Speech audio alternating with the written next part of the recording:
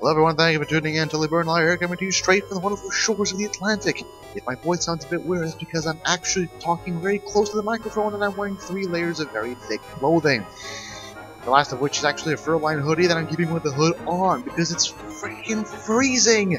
And I am not in my house. I am currently in school. I'm recording this from the workroom of Porto University's Faculty for Psychology and Educational Sciences. And if that sounds fancy, that's because you're hearing it in English. If it's Portuguese and you abbreviate it, the acronym is a freaking mess. Anyway, the topic of today's video is Bit.Saw, or Bit.Saw. Produced by one, developed by one, Shub, I believe that's the name, currently available on itch.io, or HIO, whatever the hell you want to call it, for the low price of $1, or your regional equivalent. It is a self-styled rage platformer inspired by the likes of Meat Boy and I think that's how you pronounce it, I don't know. From what I've played, it is pretty much a lot like V, except with more simplistic style, and you'll see why. The window, as you can see, not exactly the best well developed. Then again, this is a $1 game, so you get what you pay for. It's not exactly AAA quality now, is it? Controls, very simple, you can't rebind them, obviously. It's A and D to move, arrow keys also move, spacebar to invert the gravity, yes, that's how it works, and P to pause the game, that's also the menu key. This does not work with escape, it works with P. Player data, you can of course mute music, mute the sounds, we will not do either. The hazards, only 4 of those, but well, at least it tells you exactly what you're going after. And of course statistics, I have completed up to level 6, but that doesn't exactly tell me anything. I know that there's a cheat. Oh, wait. It doesn't exactly tell me what I did. It's a bit weird. Maybe it's still in development, I don't know. Also, that's not how you spell achievements. I'm pretty sure there's an E in between the V and the M. Pretty damn sure. Anyway, let's move on, shall we? I don't know if this is still in development, but if it isn't, well, it kinda should tell me what the things do. It's a smiley face. Yay. Anyway. If you start a new game, as you can see, this is how it works. I was in this door right here. This is basically the whole game right here. You jump, not even jump, you use space key to go up and down, up and down, up and down, up and down. And that's pretty much it. And you're meant to escape from obstacles. Yay. If I sound less than enthusiastic, it is literally because it's that cold and I'm trying to conserve energy. And of course, this is pretty much the game right here. It's very simplistic, isn't it? Then again, so was V. God damn it. Certainly isn't any Super Meat Boy now, is it? In fact, I dare say it's a lot more inspired in terms of mechanics by V, rather than Super Meat Boy.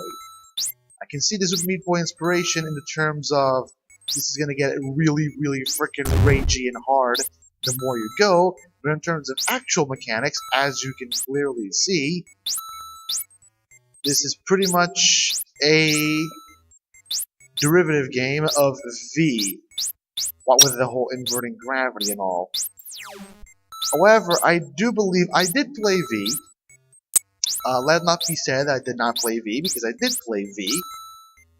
I keep calling it V. Pretty sure that's not how you pronounce it, but I do it because, you know, ease of pronunciation. This is not my native tongue. Anyway, let not be said I did not play V, because yes, I did in fact play V. And when it comes to comparing the two, I'm going to say, from the very little experience I have with this game, it requires a hell of a lot more finesse. If purely because in V you're working with really wider spaces. You're working with a lot more margin of error, you're working with a lot more freedom that you really don't have here. And I can see that maybe is where it gets inspiration from Meat Boy. In that V, yes, does have the gravity inversion mechanics that pretty much is this game. But when it comes to the precision of movement and the finesse required, I can very much see that this game takes a page from Super Meat Boy and not V. Some V, but most Super Meat Boy. I mean, as you can see here. I mean, look at this. See? That's what I'm talking about. There's a hell of a lot many rage games out there. And this is going to be one of them. Not exactly the best made, but you know what? The fact that I'm still here playing it kind of means something. I was initially intending to do a video on... I am really bad at this. I am really bad at this. I was initially planning on doing a video on... shit. Die Pig Die, which was supposed to be a comedy, endless, beat-em-up side-scroller game. But then I played for 5 minutes and I realized this game is shit, so no thank you. God damn it. As you can see, V required very precise movements in some sections of the game, but mostly it was a hell of a lot easier than Super Meat Boy. At least in my opinion, because I also played Super Meat Boy. Super Meat Boy was infinitely harder than V, I know that for a fact. Most of the time. V did have some incredibly hard sections, especially when I wanted to get every single freaking thing there. Damn it. Okay, go here. Now, there's currently a demo available for this game. It kind of says something when a $1 game on an indie platform, indie distribution platform, offers a demo, and big name companies like, let's say, EA and stuff don't actually do that. Kind of says something, does it? There is a demo available that has the first 5 levels, and it makes sense because the first 5 levels out of 24, there's a total of 24 levels, I believe. First 5 levels are the only chainsaw levels. 6 levels you can see here begins with the lasers. This was a very bad place to go. Okay, go there. As you can see, the game starts to throw more and more shit at you. As I'm pretty sure you've noticed by now, the whole objective of the game is that you need to collect all the little dots, as you can see with the mouse there, in order to unlock the door. Okay, that was a bit too close for comfort. That's pretty much it, isn't it? As soon as you get into the rhythm, it gets quite... oh, shit. As soon as you get into the rhythm, it gets quite easy, and I'm assuming that with statistics enabled, you'll be able to basically speed run against yourself. God damn it. But as I said, when it comes to actual control finesse, this game takes a page more from Super Meat Boy than anything else. Because, as I said, V required some very precise controlling and some sections of the game, not all sections of the game. While Meat Boy did in fact require you to be on your edge of your... God damn it. I keep forgetting that I can't actually do it in midair. That's another thing. You can't do the old gravity inversion thing in midair. You need to do it when on solid ground. When it comes to sound design, not exactly the best, but then again, it's a $1 indie game on an indie distribution platform, so what exactly can you expect? There we go. Go. Go.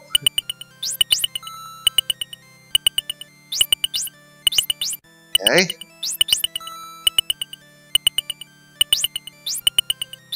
Okay. Okay. And there we go. Oh, that is just evil. Ow. That's pretty much the game right there.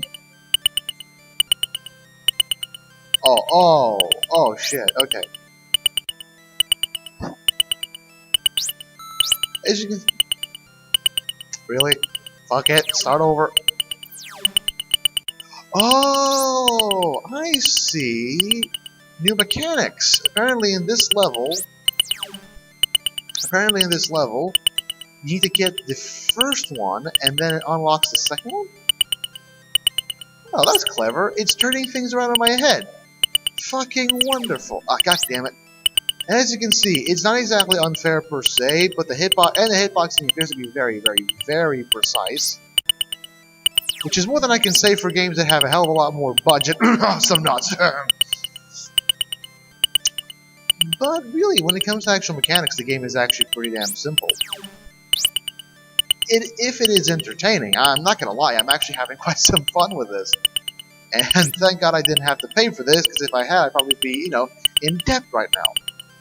Go. So I go there, and it unlocks the other one.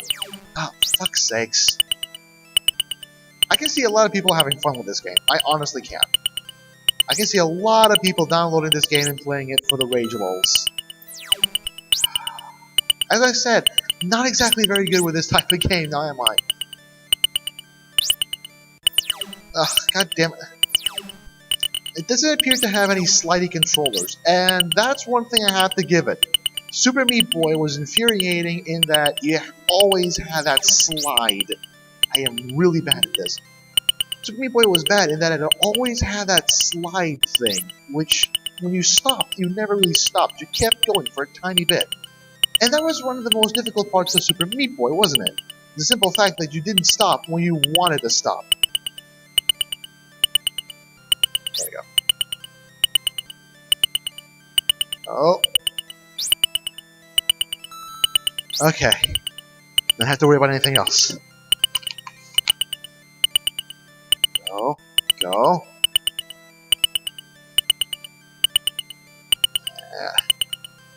I've already reached that point where I'm afraid to go forward.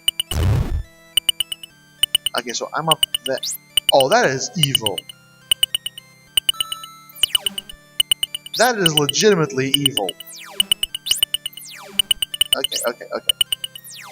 Ah. Okay, wait a second. So,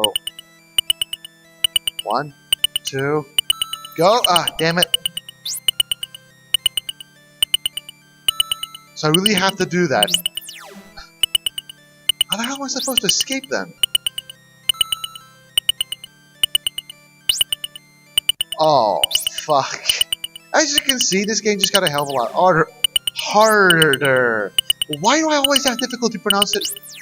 I always have a hard time pronouncing harder. Maybe it's because this is not my native tongue. But as you can see, this game got significant. Okay, let's start over, shall we? As you can see, this game just got significantly more difficult. Out of the blue.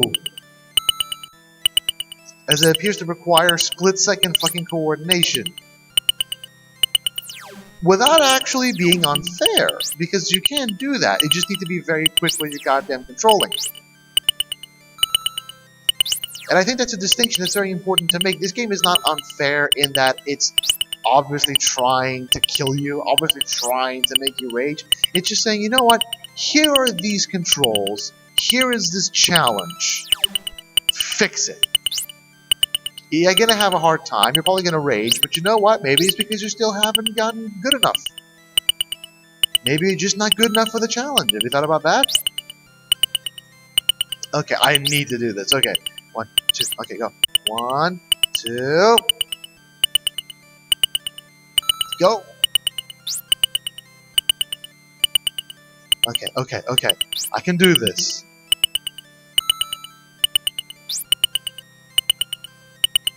And victory. I can see that this game does in fact have the sense of victory very well freaking established. And what I mean is, a game should reward... If a game does not offer you a tangible reward for... Oh, I get it. It's not symmetrical. Oh, I see.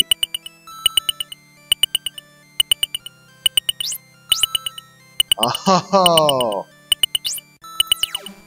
I see. I see what the game's getting at. I see what the game's getting at. I go there.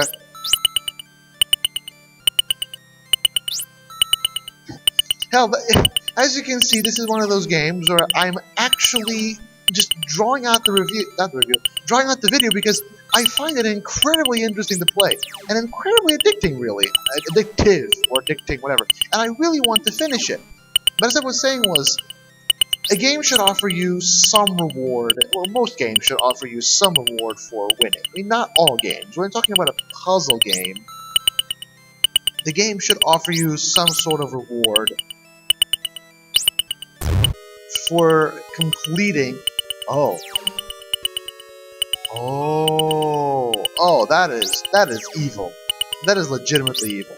Anyway, the game should offer you some sort of reward for being able to finish it properly. And if it doesn't offer you as you can see, yeah, you can't actually do that, stop in midair. See, I'm just clicking. You can touch the surface. If it doesn't offer you...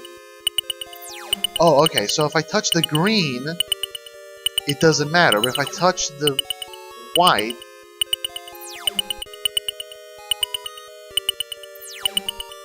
I'm confused.